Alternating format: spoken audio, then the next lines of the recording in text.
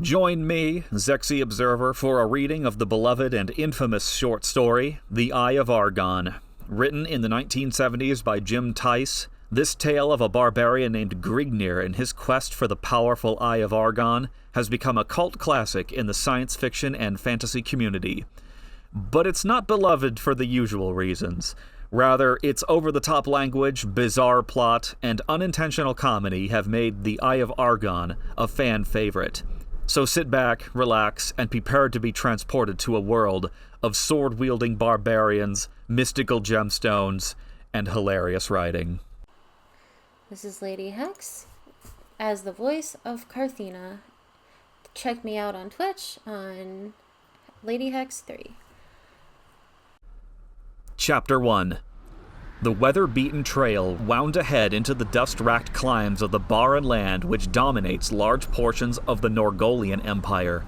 Age-worn hoofprints, smothered by the sifting sands of time, shone dully against the dust-splattered crust of earth. The tireless sun cast its parching rays of incandescence from overhead, halfway through its daily revolution. Small rodents scampered about, occupying themselves in the daily accomplishments of their dismal lives. Dust sprayed over 3 heaving mounts in blinding clouds, while they bore the burdensome cargoes of their struggling overseers. "Prepare to embrace your creators in the Stygian haunts of hell, barbarian!" gasped the first soldier. "Only after you have kissed the fleeting stead of death, wretch," returned Grignir. A sweeping blade of flashing steel riveted from the massive barbarian's hide-enameled shield as his rippling right arm thrust forth, sending a steel-shod blade to the hilt into the soldier's vital organs. The disemboweled mercenary crumpled from his saddle and sank to the clouded sward, sprinkling the parched dust with crimson droplets of escaping life fluid.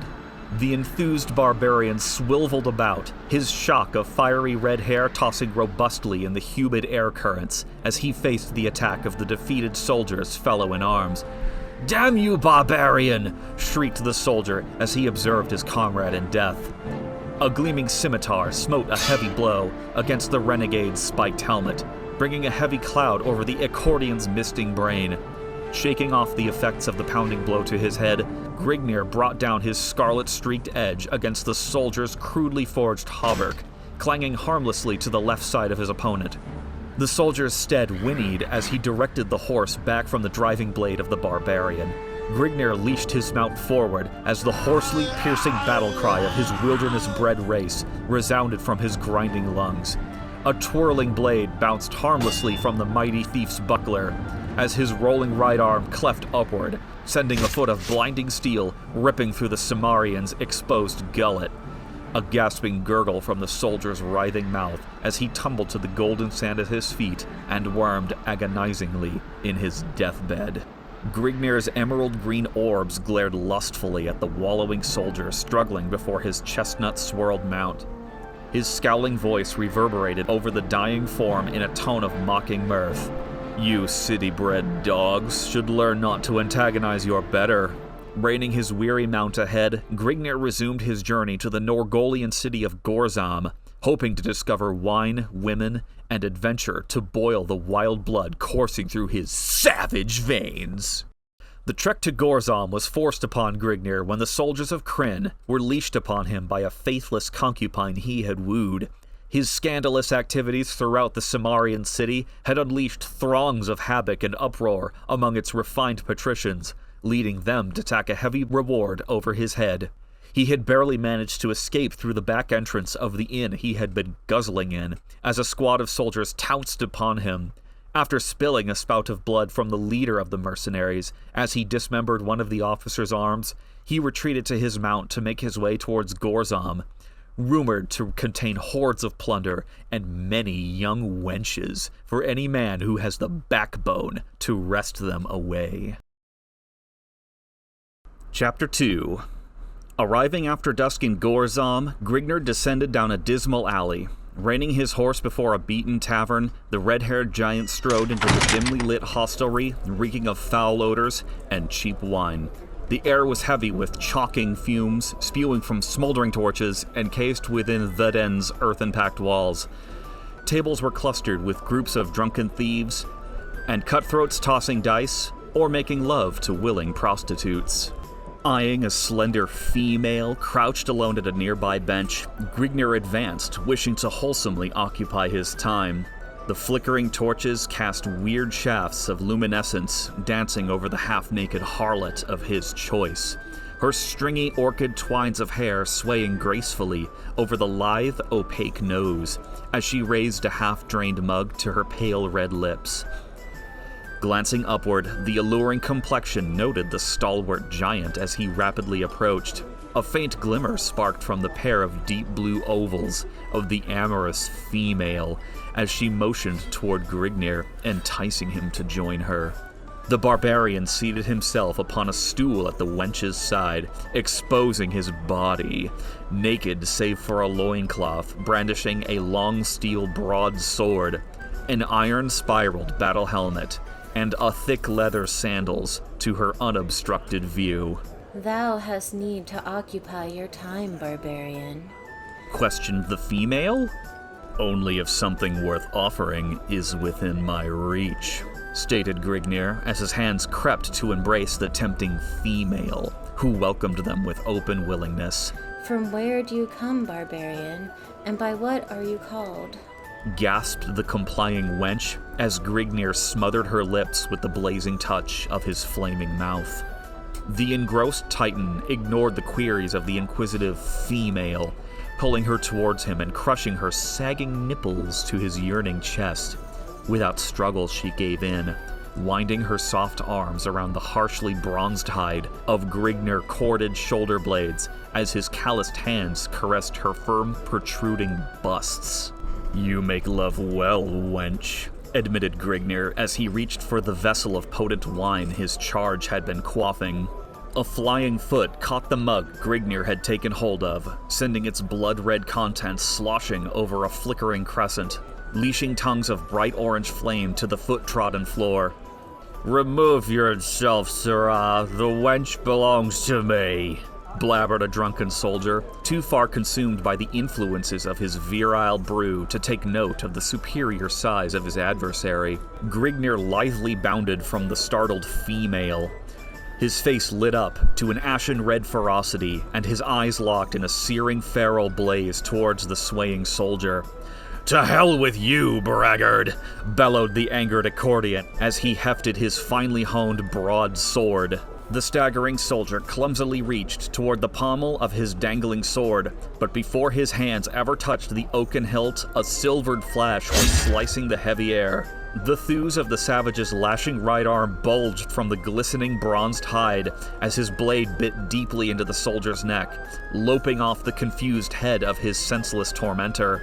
With a nauseating thud, the severed oval toppled to the floor as the segregated torso of Grignr's bovine antagonist swayed, then collapsed in a pool of swirled crimson. In the confusion, the soldier's fellows confronted Grignr with unsheathed cutlasses directed towards the latter's scowling makeup. The slut should have picked his quarry more carefully, roared the victor in a mocking baritone growl as he wiped his dripping blade from the prostrate form and returned it to his scabbard. The fool should have shown more prudence. However, you shall rue your actions while rotting in the pits, stated one of the sprawled soldier's comrades. Grignr's hand began to remove his blade from its leather housing, but retarded the motion in face of the blades wavering before his face. Dismiss your hand from the hilt, barbarian, or you shall find a foot of steel sheathed in your gizzard. Grignr weighed his position, observing his plight, whereupon he took the soldier's advice as the only logical choice. To attempt to hack his way from his present predicament could only warrant certain death.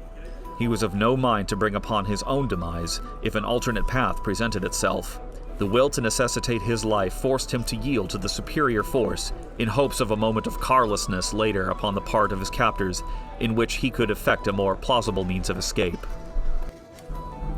You may steady your arms. I will go without a struggle. Your decision is a wise one, yet perhaps you would have been better off had you forced death. The soldier's mouth wrinkled into a sadistic grin of knowing mirth as he prodded the prisoner on with his sword point.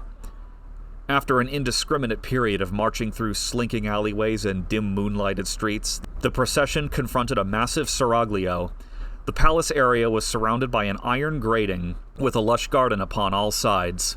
The group was admitted through the gilded gateway, and Grignir was led along a stone pathway bordered by plush vegetation, lustfully enhanced by the moon's shimmering rays. Upon reaching the palace, the group was granted entrance, and after several minutes of explanation, led through several winding corridors to a richly draped chamber. Confronting the group was a short, stocky man, seated upon a golden throne. Tapestries of richly draped, regal blue silk covered all walls of the chamber, while the steps leading to the throne were plated with sparkling white ivory. The man upon the throne had a naked wench seated at each of his arms, and a trusted advisor seated in back of him. At each corner of the chamber, a guard stood at attention, with upraised pikes supported in their hands, golden chainmail adorning their torsos, and barred helmets emitting scarlet plumes enshrouding their heads. The man rose from his throne to the dais surrounding it. His plush turquoise robe dangled loosely from his chunky frame. The soldiers surrounding Grignir fell to their knees, with heads bowed to the stone masonry of the floor in fearful dignity to their sovereign liege. Explain the purpose of this intrusion upon my chateau. Your Serenity, resplendent in noble grandeur, we have brought this yokel before you. The soldier gestured toward Grignir. For the redress of your all-knowing wisdom in judgment regarding his fate. Down on your knees, lout, and pay proper homage to your sovereign, commanded the pudgy noble of Grignir. By the surly beard of Marifk, Grignir kneels to no man, scowled the massive barbarian. You dare to deal this blasphemous act to me? You are indeed brave, stranger, yet your valor smacks of foolishness. I find you to be the only fool, sitting upon your pompous throne, enhancing the rolling flaps of your belly in the midst of your elaborate luxury and... The soldier standing at Grignir's side smote him heavily in the face with the flat of his sword, cutting short the harsh words and knocking his battered helmet to the masonry with an echoing clang. The paunchy noble's sagging round face flushed suddenly pale, then pastily lit up to a lustrous cherry-red radiance. His lips trembled with malicious rage, while emitting a muffled, sibilant gibberish. His sagging flabs rolled like a tub of upset jelly, then compressed as he sucked in his gut in an attempt to conceal his softness. The prince regained his statue, then spoke to the soldiers surrounding Grignir, his face conforming to an ugly expression of sadistic humor. Take this uncouth heathen to the vault of misery, and be sure his agonies are long drawn out before death can release him. As you wish, sire. Your command shall be heeded immediately, answered the soldier on the right of Grignir as he stared into the barbarian's seemingly unaffected face. The advisor seated in the back of the noble slowly rose and advanced to the side of his master, motioning the wenches seated at his sides to remove themselves. He lowered his head and whispered to the noble, Eminence, the punishment you have decreed will cause much misery to this scum, yet it will last only a short time. Then release him to a land beyond the sufferings of the human body. Why not mellow him in one of the subterranean vaults for a few days, then send him to life labored in one of your buried mines? To one such as he, a life spent in the confinement of the Stygian pits will be an infinitely more appropriate and lasting torture. The noble cupped his drooping double chin in the folds of his briming palm, meditating for a moment upon the rationality of the counselor's words, then raised his shaggy brown eyebrows and turned toward the advisor, eyes aglow. As always, Agafnd, you speak with great wisdom. Your words ring of great knowledge concerning the nature of one such as he, saith the king. The noble turned toward the prisoner, with a noticeable shimmer reflecting in his frog-like eyes, and his lips contorting into a greasy grin. I have decided to void my previous decree. The prisoner shall be removed to one of the palace's underground vaults. There he shall stay until I have decided he has sufficiently simmered, whereupon he is to be allowed to spend the remainder of his days at labor in one of my mines. Upon hearing this, Grignir realized that his fate would be far less merciful than death to one such as he, who is used to roaming the countryside at will. A life of confinement would be more than his body and mind could stand up to. This type of life would be immeasurably worse than death. I shall never understand the ways of your twisted civilization. I simply defend my honor and am condemned to life confinement by a pig who sits on his royal ass wooing whores and knows nothing of the affairs of the land he imagines to rule. Lectures Grignir? Enough of this. Away with the slut before I loose my control. Seeing the peril of his position, Grignir searched for an opening. Crushing Prudence to the sward, he plowed into the soldier at his left arm, taking hold of his sword, and bounding to the dais supporting the prince before the startled guards could regain their composure. Agafund leaped Grignir and his sire, but found a sword blade permeating the length of his ribs before he could loose his weapon. The counselor slumped to his knees as Grignir slid his crimsoned blade from Agafund's ribbed cage. The fat prince stood undulating in insurmountable fear before the edge of the fiery-maned comet, his flabs of jellied blubber pulsating to and fro in ripples of flowing terror. "Where is your wisdom and power now, your majesty?" growled Grignir. The prince went rigid as Grignir discerned him, glazing over his shoulder. He slived to note the cause of the noble's attention, raised his sword over his head, and prepared to leash a vicious downward cleft, but fell short as the haft of a steel-rimmed pike clashed against his unguarded skull. Then blackness and solitude, silence enshrouding, and ever peaceful reigned supreme. Before me, sirrah, before me as always. Nobly cackled. Chapter 3. Consciousness returned to Grignir in stigmatic pools as his mind gradually cleared the cobwebs cluttering its inner recesses. Yet the Stygian cloud of charcoal ebony remained, an incompatible shield of blackness enhanced by the bleak absence of sound. Grignir's muddled brain reeled from the shock of the blow he had received to the base of his skull.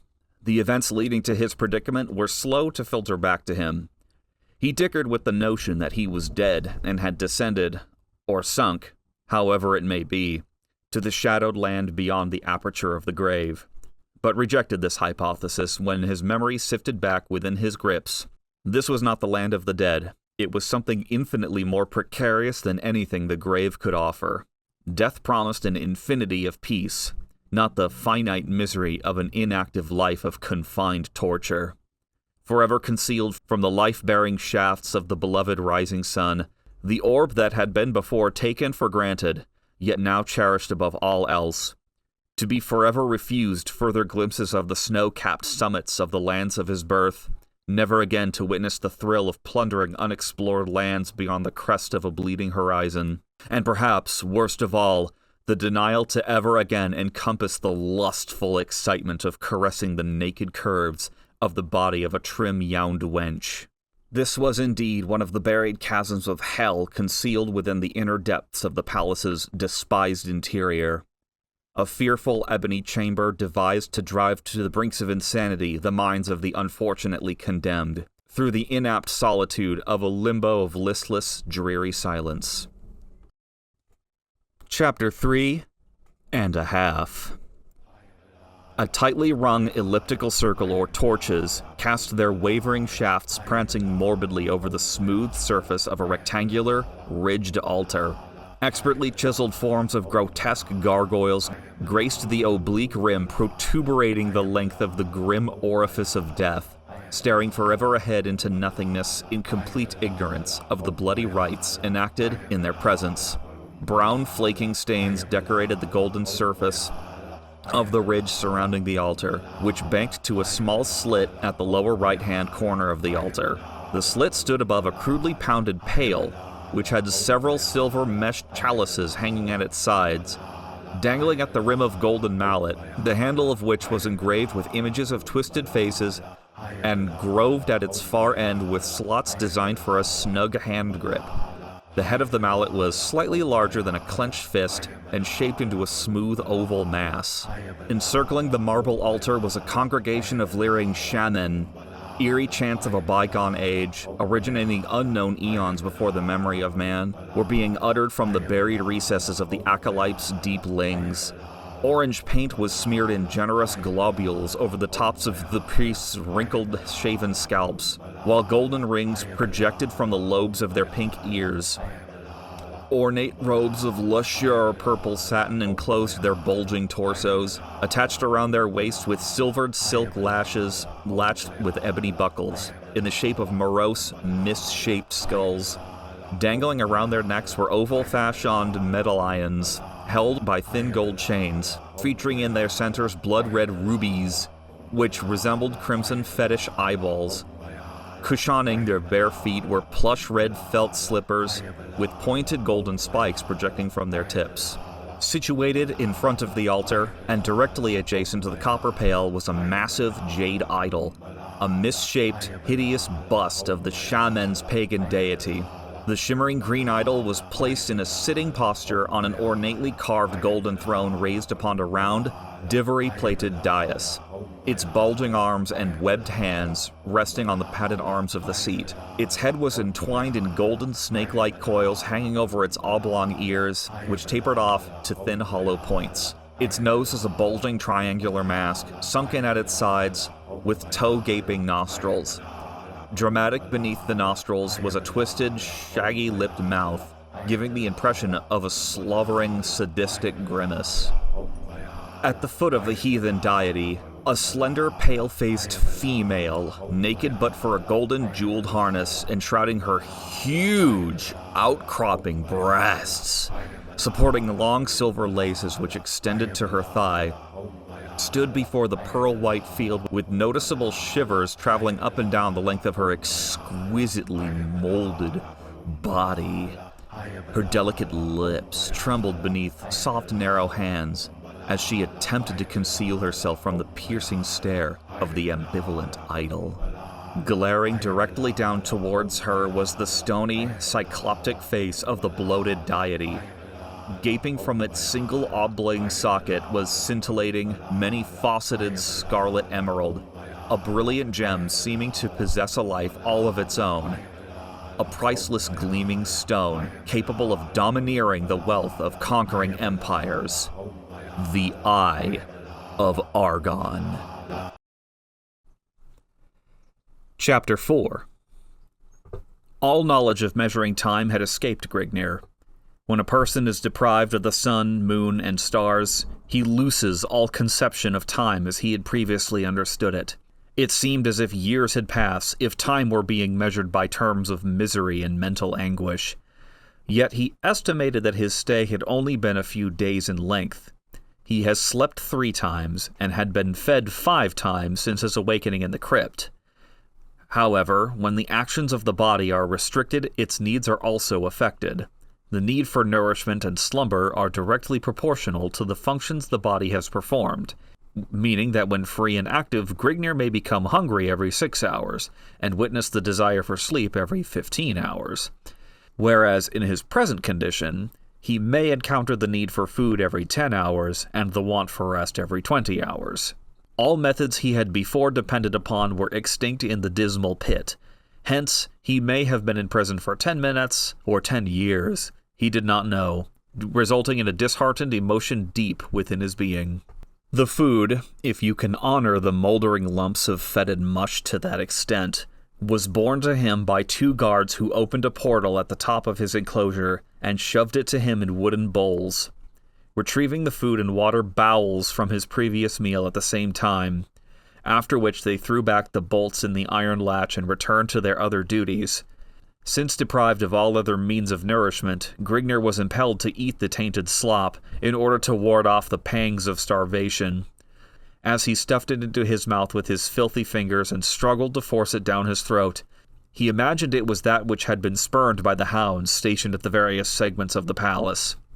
There was little in the bar and vault that could occupy his body or mind. He had paced out the length and width of the enclosure time and time again, and tested every granite slab which consisted the walls of the prison in hopes of finding a hidden passage to freedom, all of which was to no avail other than to keep him busy and distract his mind from wandering to thoughts of what he believed was his future.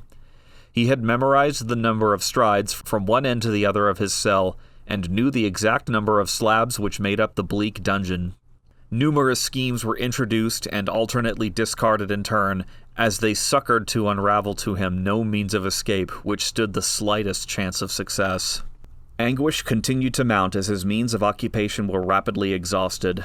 Suddenly, without notive, he was routed from his contemplations as he detected a faint scratching sound at the end of the crypt opposite him. The sound seemed to be caused by something trying to scrape away at the granite blocks the floor of the enclosure consisted of, the sandy scratching of something like an animal's claws. Grigner gradually groped his way to the other end of the vault, carefully feeling his way along with his hands ahead of him, when a few inches from the wall a loud, penetrating squeal and the scampering of small padded feet reverberated from the walls of the roughly hewn chamber. Grigner threw his hands up to shield his face and flung himself backwards upon his buttocks. A fuzzy form bounded to his hairy chest, burying its talons in his flesh while gnashing towards his throat with its grinding white teeth, its sour, fetid breath scorching the squirming barbarian's dilating nostrils. Grigner grappled with the lashing flexor muscles of the repugnant body of a gargantuan brown-hided rat, striving to hold its razor teeth from his juicy jugular as its beady gray organs of sight glazed into the flaring emeralds of its prey. Taking hold of the rodent around its lean, growling stomach with both hands, Grigner pried it from his crimson-rent breast, removing small patches of flayed flesh from his chest in the motion between the squalid black claws of the starving beast. Holding the rodent at arm's length, he cupped his right hand over its frothing face, constricting his fingers to a vice-like fist over the quivering head. Retaining his grips on the rat, Grigner flexed his outstretched arms while slowly twisting his right hand clockwise and his left hand counterclockwise motion. The rodent let out a tortured squall, drawing scarlet as it violently dug its foam-flecked fangs into the barbarian's sweating palm, causing his face to contort into an ugly grimace as he cursed beneath his breath. With a loud crack, the rodent's head parted from its squirming torso, sending out a sprinkling shower of crimson gore, and trailing a slimy string of disjointed vertebra, snapped trachea, esophagus, and jugular, disjointed hyoid bone, morose purpled stretched hide, and blood-seared muscles. Flinging the broken body to the floor, Grigner shook his blood-streaked hands and wiped them against his thigh until dry, then wiped the blood that had showered his face and from his eyes. Again sitting himself upon the jagged floor, he prepared to once more revamp his glum meditations. He told himself, as long as he still breathed the gust of life through his lungs, hope was not lost. He told himself this, but found it hard to comprehend in his gloomy surroundings. Yet he was still alive, his bulging sinews at the peak of marvel, his struggling mind floating in a miral of impressed excellence of thought. Plot after plot sifted through his mind in energetic contemplations. Then it hit him.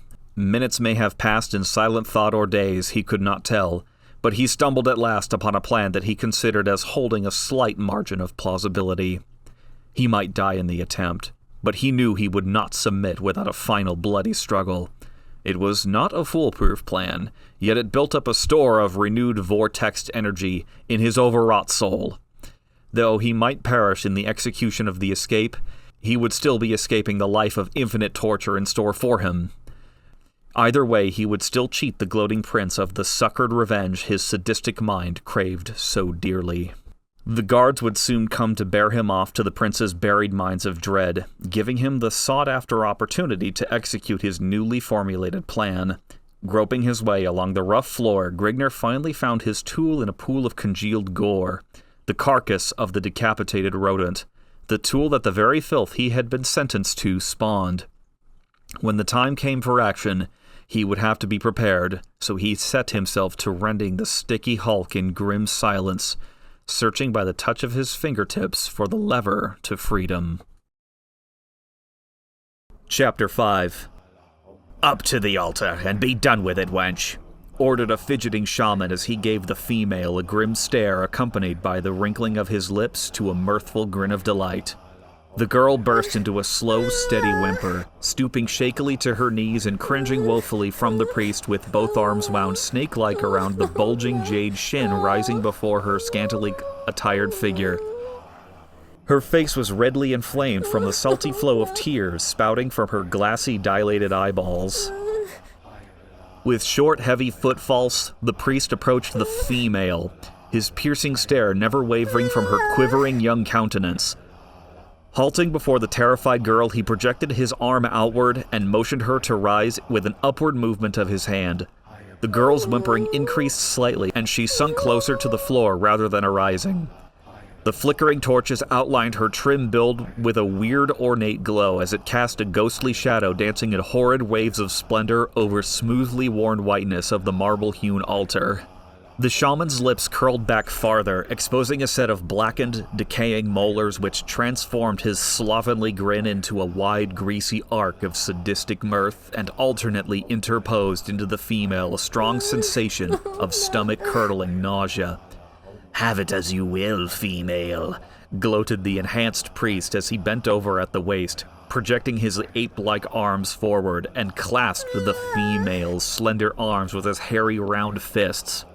With an inward surge of his biceps, he harshly jerked the trembling girl to her feet and smothered her salty, wet cheeks with the moldy touch of his decrepit, dull red lips. The vile stench of the shaman's hot, fetid breath overcame the nauseated female with a deep, soul-searing sickness, causing her to wrench her head backwards and regurgitate a slimy, orange-white stream of swelling gore over the richly woven purple robe of the enthused acolyte.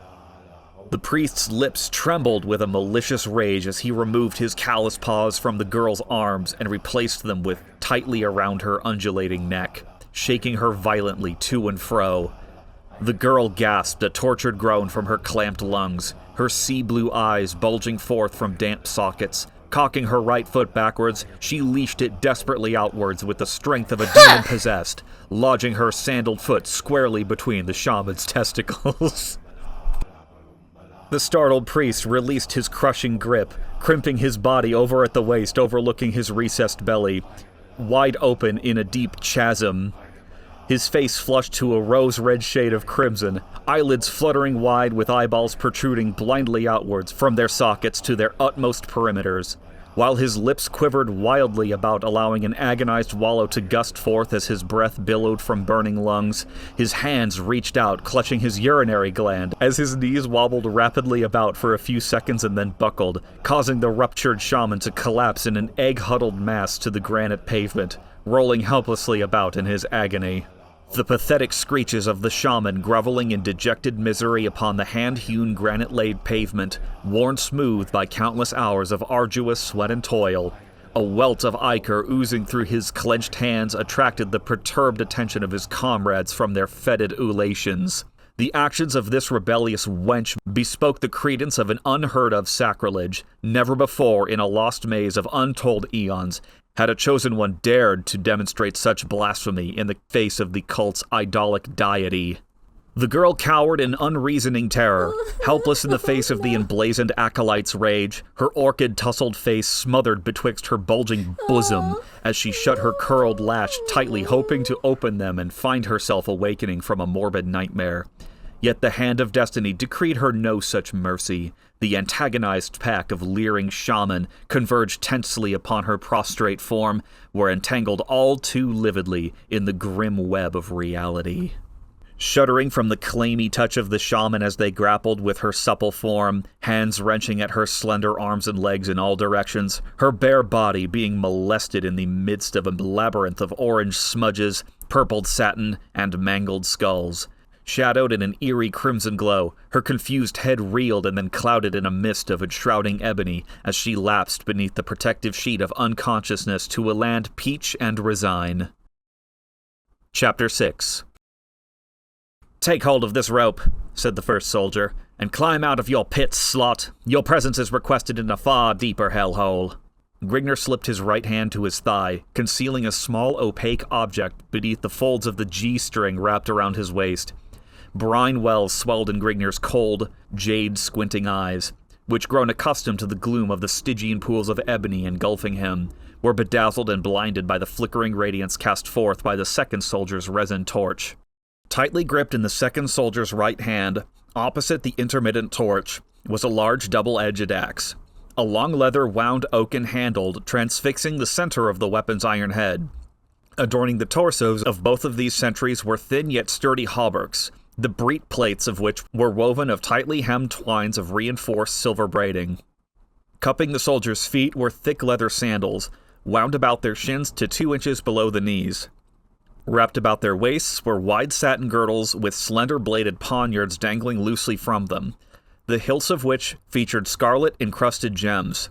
Resting upon the manes of their heads and reaching midway to their brows were smooth copper morions.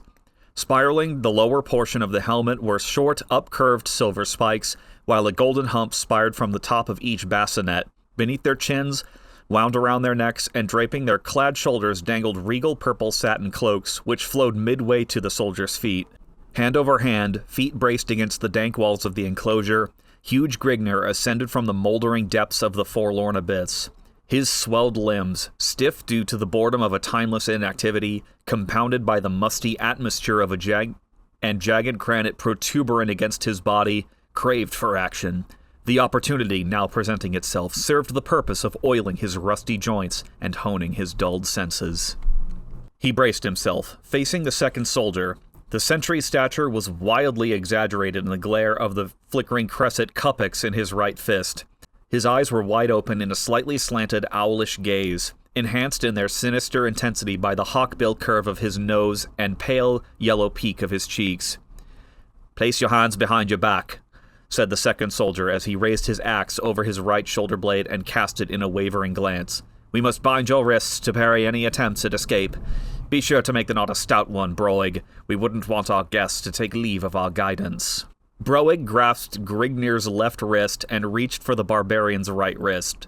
Grignr wrenched his arm free and swiveled to face Broig, reached beneath his loincloth with his right hand. The sentry grappled at his girdle for the sheathed dagger, but recoiled short of his intentions as Grignr's right arm swept to his gorge. The soldier went limp, his bobbing eyes rolling beneath fluttering eyelids, a deep welt across his spouting gullet.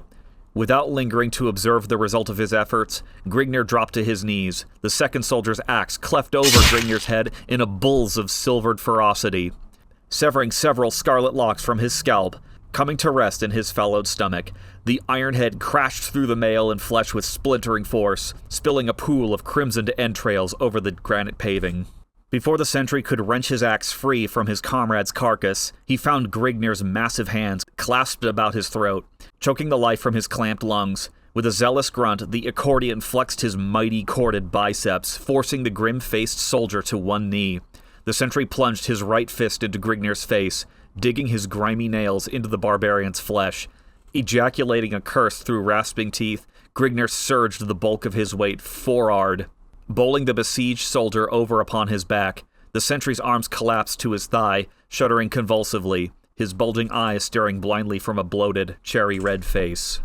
Rising to his feet, Grignr shook the blood from his eyes, ruffling his surly red mane as a brush fire swaying in the nighttime breeze. Stooping over the sprawled corpse of the first soldier, Grignr retrieved a small white object from a pool of congealing gore.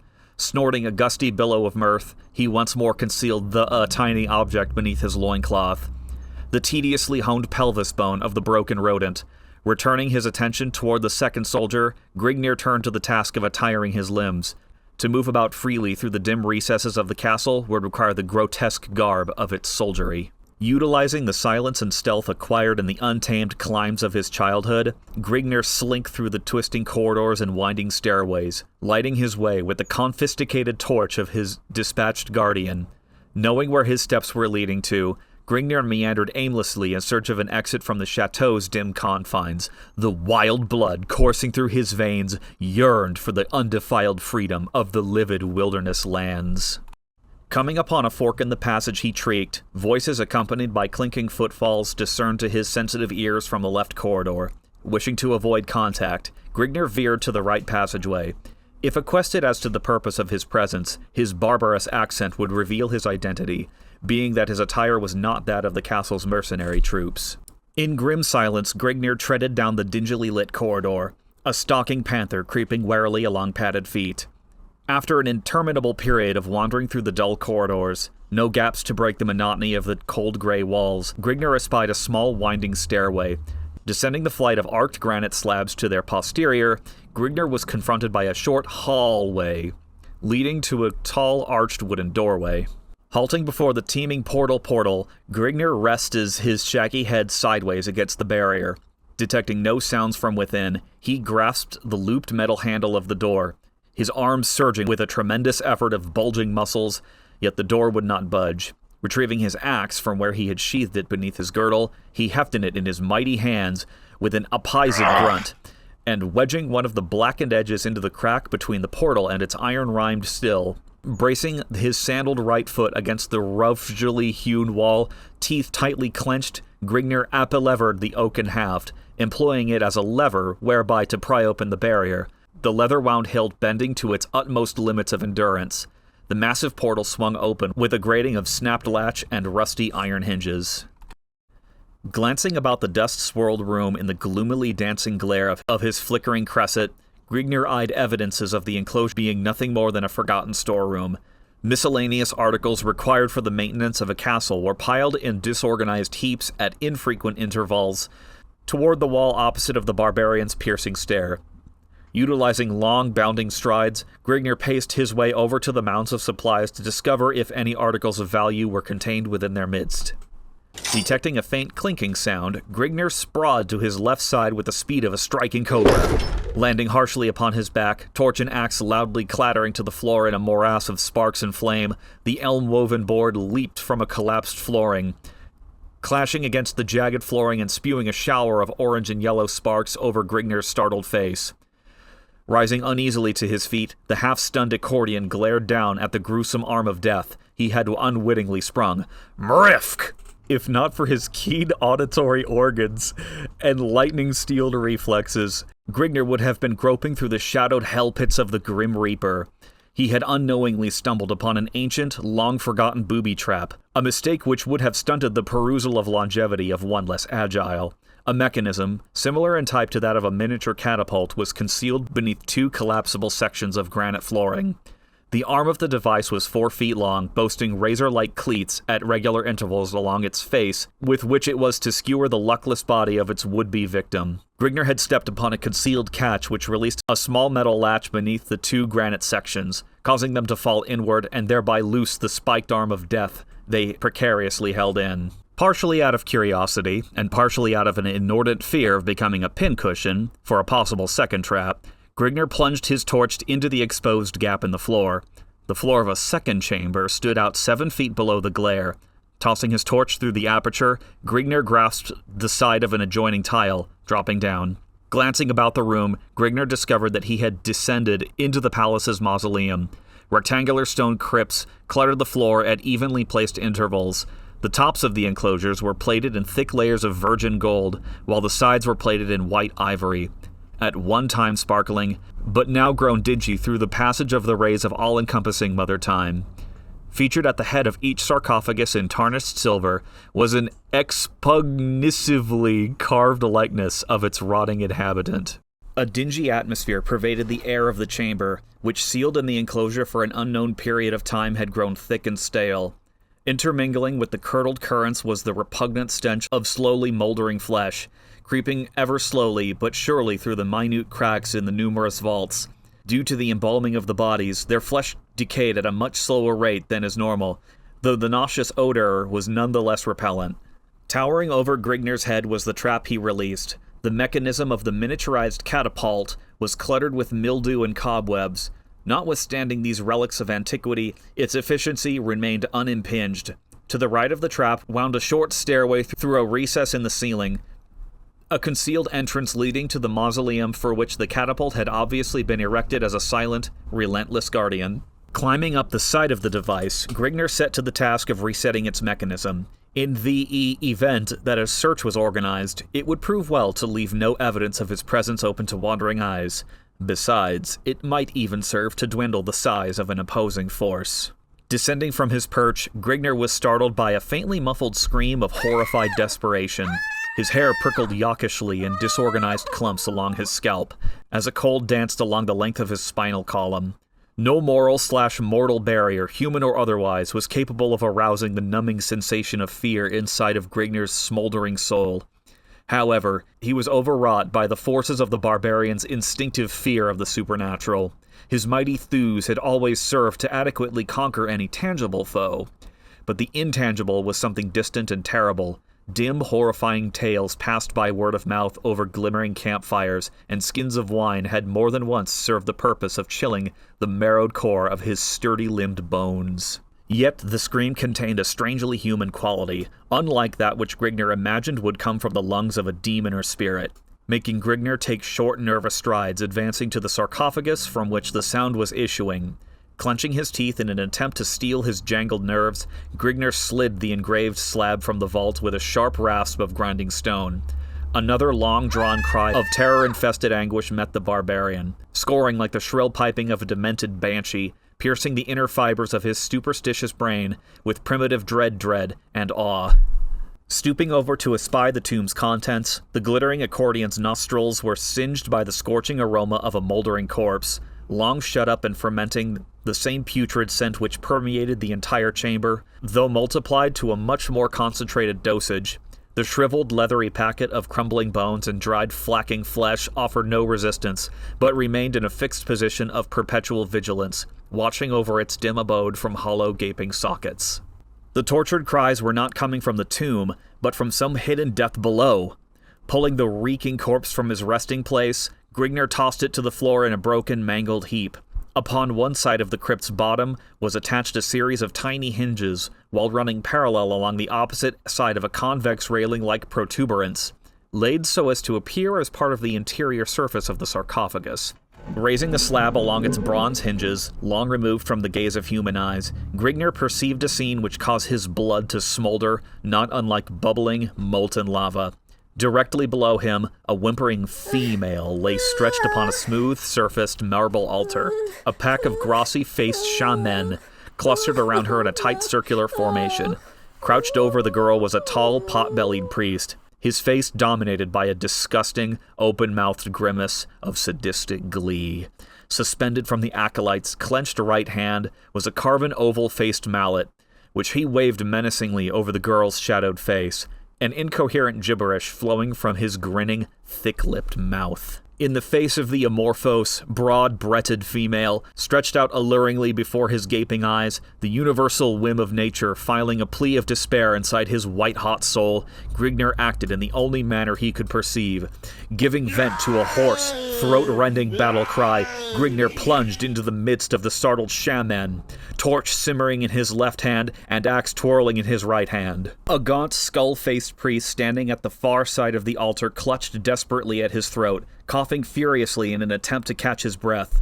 Lurching helplessly to and fro, the acolyte pitched headlong against the gleaming base of a massive jade idol. Writhing agonizedly against the hideous image, foam flecking his chalk-white lips, the priest struggled helplessly, the victim of an epileptic seizure. Startled by the barbarian's stunning appearance, the chronic fit of their fellow, and the fear that Grignr might be the avant-garde of a conquering force dedicated to the cause of destroying their degenerated cult, the salmon momentarily lost their composure. Giving vent to heedless pandemonium, the priests fell easy prey to Grignr's sweeping arc of crimson death and maiming destruction. The acolyte performing the sacrifice took a vicious blow to the stomach, hands clutching vitals and severed spinal cord as he sprawled over the altar. His disorganized priest lurched and staggered with split skulls, dismembered limbs, and spewing entrails before the enraged accordion's relentless onslaught. The howls of the maimed and dying reverberated against the walls of the tiny chamber. A chorus of hell-fraught despair. As the granite floor ran red with blood, the entire chamber was encompassed in the heat of raw, savage butchery as Grignr luxuriated in the grips of a primitive, beastly bloodlust. Presently, all went silent save for the ebbing groans of the sinking shaman and Grignr's heaving breath accompanied by several gusty curses. The well had run dry. No more lambs remained for the slaughter. The rampaging stead of death having taken of Grignr for the moment, left the barbarian free to the exploitation of his other perusials. Towering over his head was the misshaped image of the cult's hideous deity, Argon, The fantastic size of the idol, in consideration of its being of pure jade, was enough to cause the senses of any man to stagger and reel. Yet, thus was not the case for the behemoth. He had paid only casual notice to this incredible fact, while riveting the whole of his attention upon the jewel protruding from the idol's sole socket, its masterfully cut faucets emitting blinding rays of hypnotizing beauty. After all, a man cannot slink from a heavily guarded palace while burdened down by the intense bulk of the squatting statue, providing, of course, that the idol can even be hefted, which in fact was beyond the reaches of Grignir's coursing stamina. On the other hand, the jewel, gigantic as it was, would not present a hindrance of any mean concern. Help me, please. I can make it worth your while, pleaded a soft, anguish-strewn voice wafting over Grignir's shoulders as he plucked the dull red emerald from its roots. Turning, Grignir faced the female that had lured him into this bloodbath, but whom had become all but forgotten in the heat of the battle. "You," ejaculated the accordion in a pleased tone. "I thought that I had seen the last of you at the tavern, but verily, I was mistaken." Grignir advanced into the grips of the female's entrancing stare, severing the golden chains that held her captive upon the altar's highly polished surface of ornamental limestone. As Grignir lifted the girl from the altar, her arms wound dexterously about his neck, smooth and soft against his harsh exterior. Art thou pleased that we have chanced to meet once again? Grignir merely voiced and sighed grunt, returning the damsel's embrace while he smothered her trim, delicate lips between the coursing protrusions of his reeking maw. "Let us take leave of this wretched chamber," stated Grignir as he placed the female upon her feet. She swooned a moment, causing Grignir to give her support, then regained her stance. "Art thou able to find your way through the accursed passages of this castle? Mrifk. Every one of the corridors of this damned place are identical." I was at one time a slave of Prince Agaphim. His clammy touch sent a sour swill through my belly, but my efforts reaped a harvest. I gained the pig's liking, whereby he allowed me the freedom of the palace. It was through this means that I eventually managed escape of the palace. It was a simple matter to seduce the sentry at the western gate. His trust found him with a dagger thrust his ribs. The wench stated whimsically. "What were you doing at the tavern whence I discovered you?" asked Grignir as he lifted the female through the opening into the mausoleum. I had sought to lay low from the palace's guards as they conducted their search of me. The tavern was seldom frequented by the palace guards, and my identity was unknown to the common soldiers. It was through the disturbance that you caused that the palace guards were attracted to the tavern. I was dragged away shortly after you were escorted to the palace. "What are you called by, female?" Carthena, daughter of Minkardos, Duke of Barwego. Those lands border along the northwestern fringes of Gorzom.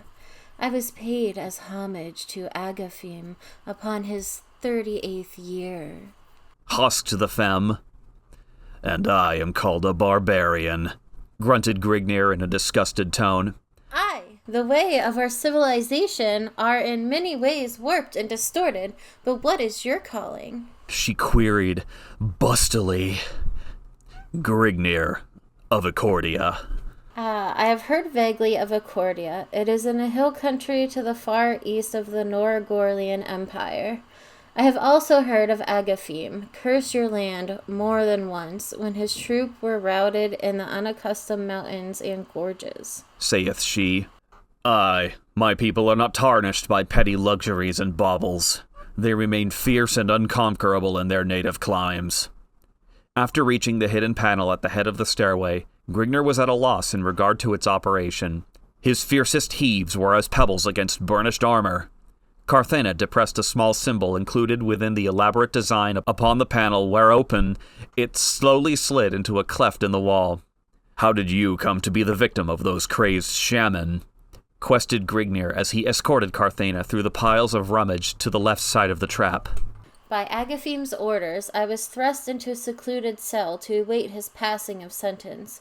By some means, the priest of Argon acquired a set of keys to the cell. They slew the guard placed over me, and abducted me to the chamber in which you chanced to come upon the Skostic sacrifice. Their hell-spawned cult demands a sacrifice once every 3 moons upon its full journey through the heavens. They were startled by your unannounced appearance through the fear that you have been sent by Agaphim.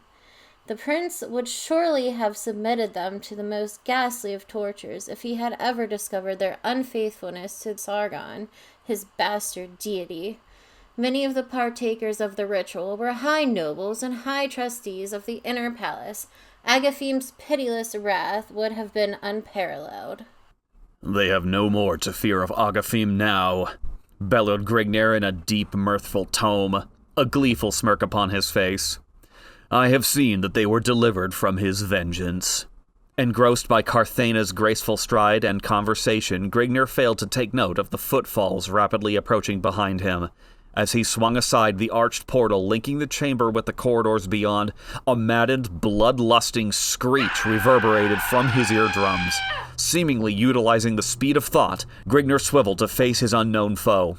With gaping eyes and widened jaws, Grignir raised his axe above his surly mien, but he was too late.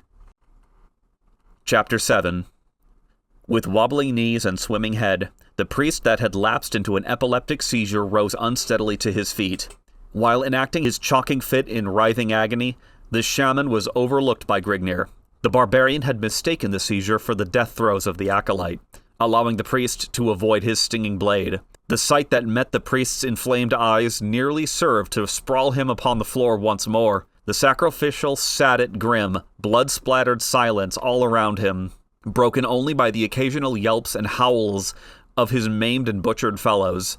Above his head rose the hideous idol, its empty socket holding the shaman's enfurbished, infuriated gaze. His eyes turned to a stony glaze with the realization of the pillage and blasphemy.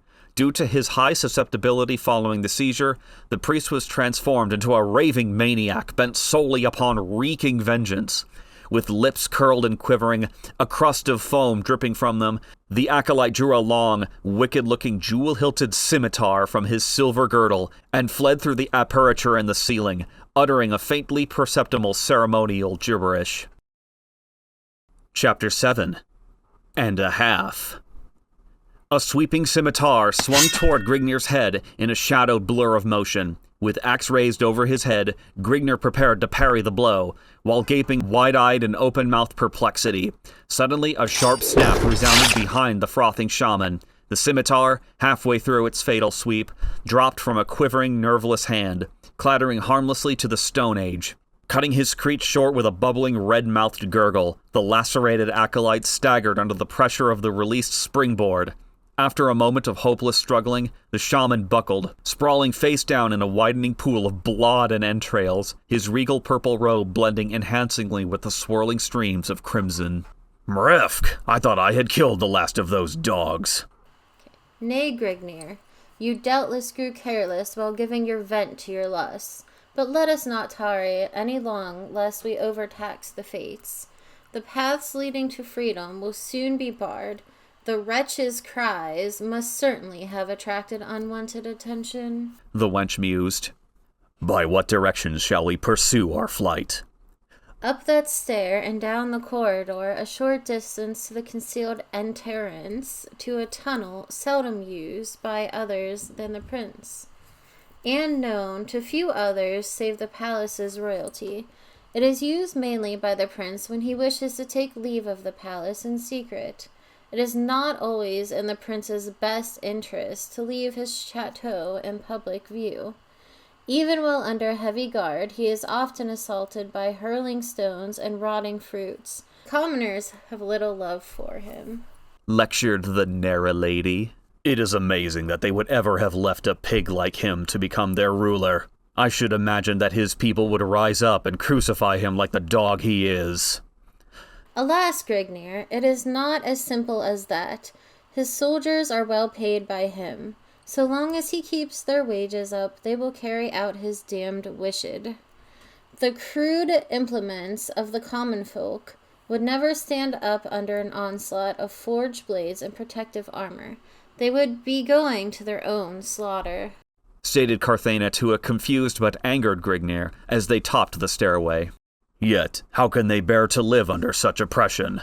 I would sooner die beneath the sword than live under such a dog's command, added Grignir as the pair stalked down the hall in the direction opposite that in which Grignir had come.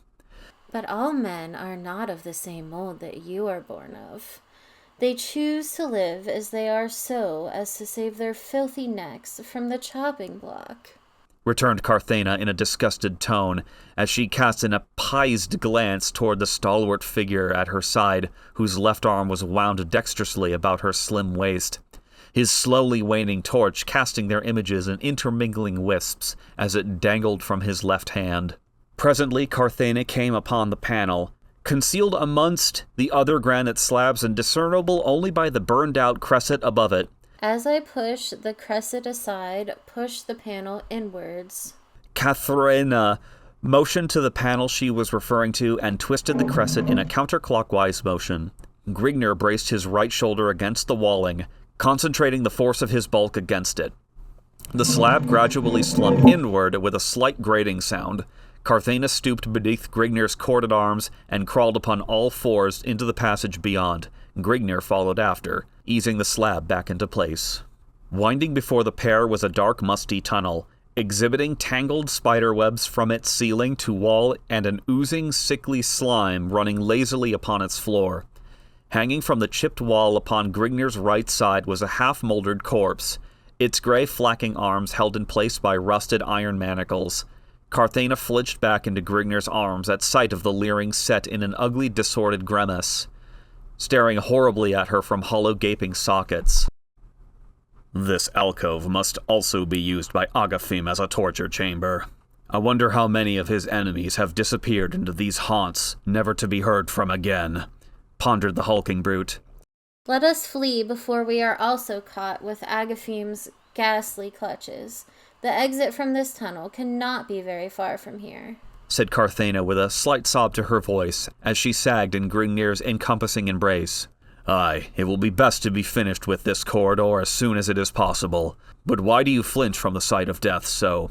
Mrift, you have seen much death without exhibiting such emotions, exclaimed Grignir as he led her trembling form along the dingy confines.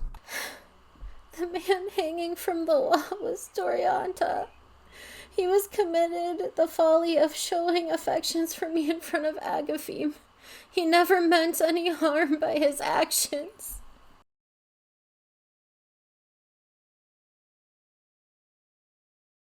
There was never anything between us, yet Agafim did this to him. The beast! May the demons of hell's deepest haunts claw away at wretched flesh for his merciless act, she prayed. I detect you felt more for this fellow than you wish to let on. But enough of this. We can talk of such matters after we are once more free to do so. With this, Grignir lifted the grieved female to her feet and strode onward down the corridor, supporting the bulk of her weight with his surging left arm. Presently, a dim light was perceptibly filtering into the tunnel, casting a dim reddish hue upon the moldy wall of the passage's grim confines. Carthena had ceased her whimpering and partially regained her composure. The tunnel's end must be nearing. Rays of sunlight are beginning to seep into... Grignir clammied his right hand over Carthena's mouth, and with a slight struggle pulled her over into the shadows at the right-hand wall of the path, while at the same time thrusting his torch beneath an overhanging stone to smother its flickering rays. Be silent. I can hear footfalls approaching through the tunnel, growled Grignir in a hushed tone. All that you hear are the horses quarreled at the far end of the tunnel. That is the further sign that we are nearing our goal, she stated. All that you hear is less than I hear. I heard footsteps coming towards us. Silence yourself that we may find out whom we are being brought into contact with. I doubt that any would have thought as yet of searching this passage for us. The advantage of surprise will be upon our side, Grignir warned. Carthena cast her eyes downward and ceased any further pursuit towards conversation, an irritating habit in which she had gained an amazing proficiency. Two figures came into the pair's view from around a turn in the tunnel. They were clothed in rich, luxuriant silk and rambling on in conversation while ignorant of their crouching foes awaiting in an ambush ahead. That barbarian dog is cringing beneath the weight of the lash at this moment, sire. He shall cause no more disturbance. Aye, and so it is with any who dare cross the path of Sargon's chosen one, said the second man. But the peasants are showing signs of growing unrest. They complain that they cannot feed their families while burdened with your taxes. I shall teach those sluts the meaning of humility. Order an immediate increase upon their taxes. They dare to question my sovereign authority? Ha! They shall soon learn what true oppression can be. I will... A shadowed bulk leapt from behind a jutting promontory as it brought down a double-edged axe with the spit of a striking thought. One of the nobles sagged lifeless to the ground, skull split to the teeth. Grigner gasped as he observed the bisected face set in its leering death agonies. It was Ogafend! The dead man's comrade, having recovered from his shock, drew a jewel-encrusted dagger from beneath the folds of his robe and lunged towards the barbarian's back. Grigner spun at the sound from behind and smashed down his crimsoned axe once more. The antagonist lunged howling to a stream of stagnant green water, grasping a spouting stump that had once been a wrist. Grigner raised his axe over his head and prepared to finish the incomplete job, but was deterred halfway through his lunge by a frenzied screech from behind. Carthena leapt to the head of the writhing figure, plunging a smoldering torch into the agonized face. The howls increased in their horrid intensity, stifled by the sizzling of roasting flesh, then died down until the man was reduced to a blubbering mass of squirming, insensate flesh. Grigner advanced to Carthena's side, wincing slightly from the putrid aroma of charred flesh that arose in a puff of thick white smog throughout the chamber. Carthena reeled slightly, staring dazedly downward at her gruesome handiwork. I had to do it. It was Agaphim. I had to, she exclaimed. Sargon should be more careful of his right-hand men, added Grigner, a smug grin upon his lips. But to hell with Sargon for now. The stench is becoming bothersome to me. With that, Grigner grasped Carthena around the waist, leading her around a bend in the cave and into the open. A ball of feral red was rising through the mists of the eastern horizon, dissipating the slinking shadows of the night. A corral stood before the pair, enclosing 2 grazing mares. Grigner reached into a weighted-down leather pouch dangling at his side and drew forth the scintillant red emerald he had obtained from the bloated idol. Raising it toward the sun, he said, "We shall do well with bauble, eh?" Carthena gaped at the gem, gasping in a terrified manner. The Eye of Argon! Oh, Kala! At this, the gem gave off a blinding glow, then dribbled through Grigner's fingers in a slimy red ooze. Grigner stepped back, pushing Carthena behind him. The droplets of slime slowly converged into a pulsating jelly-like mass. A single opening transfixed the blob, forming into a leech-like maw. Then the hideous transgressor of nature flowed towards Grigner, a trail of greenish slime lingering behind it. The single gap puckered repeatedly, emitting a ghastly sucking sound. Grigner spread his legs into a battle stance, steeling his quivering thews for a battle royal with the thing he knew not how to fight. Carthena wound her arms about her protector's neck, mumbling, Kill it, kill! While her entire body trembled. The thing was almost upon Grigner when he buried his axe into the grisly maw. It passed through the blob and clanged upon the ground. Grigner drew his axe back with a film of yellow-green slime clinging to the blade. The thing was seemingly unaffected. Then it started to ooze up his leg. The hairs upon his nape stood on end from the slimy feel of the thing's bully bulk.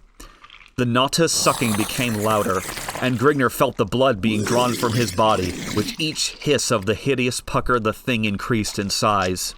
Grigner shook his foot about madly in an attempt to dislodge the blob, but it clung like a leech, still feeding upon his rapidly draining life fluid. He grasped with his hands, trying to rip it off, but only found his hands entangled in a sickly glue-like substance. The slimy thing continued its puckering, now having grown the size of Grigner's leg from its vampiric feast. Grigner began to reel and stagger under the blob, his chalk-white face and faltering muscles attesting to the gigantic loss of blood.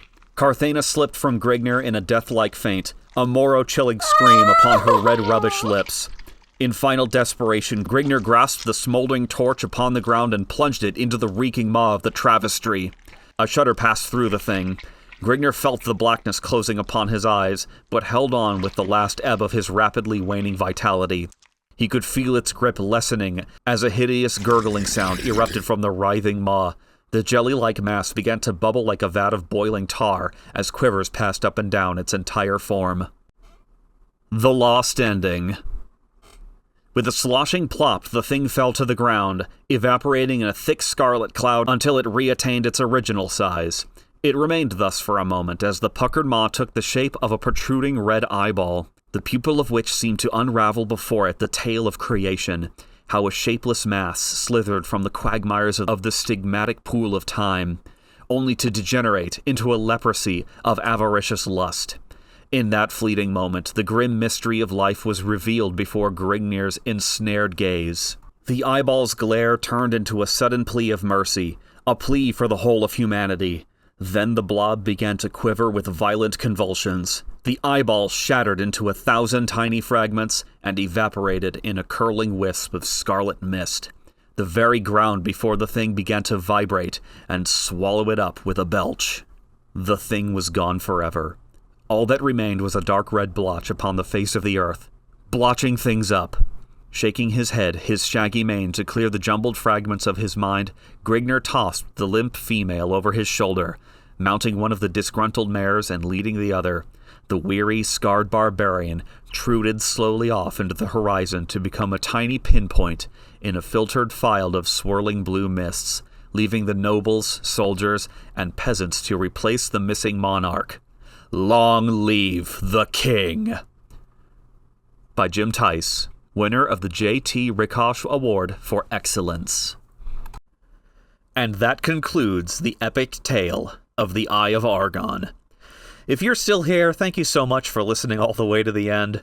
I did my best to pronounce all misspellings and malapropisms as they were presented in the story, in respect to the source material. I don't think I would do something quite to this effort if I didn't love this story, and I wanted to do it justice. Why don't you take a look at my other content? On my other YouTube channel, I make saxophone covers of my favorite songs, and I also stream with my friends on Twitch. Great and mighty thanks to the late Jim Tice, the creator of this story. We wish you well beyond the Stygian Vale, wherever you are. May your blade cleave the skulls of evil sorcerers, and may your mighty thews ensnare the busts of many young wenches. Tonight we raise our tankards of ale in your honor.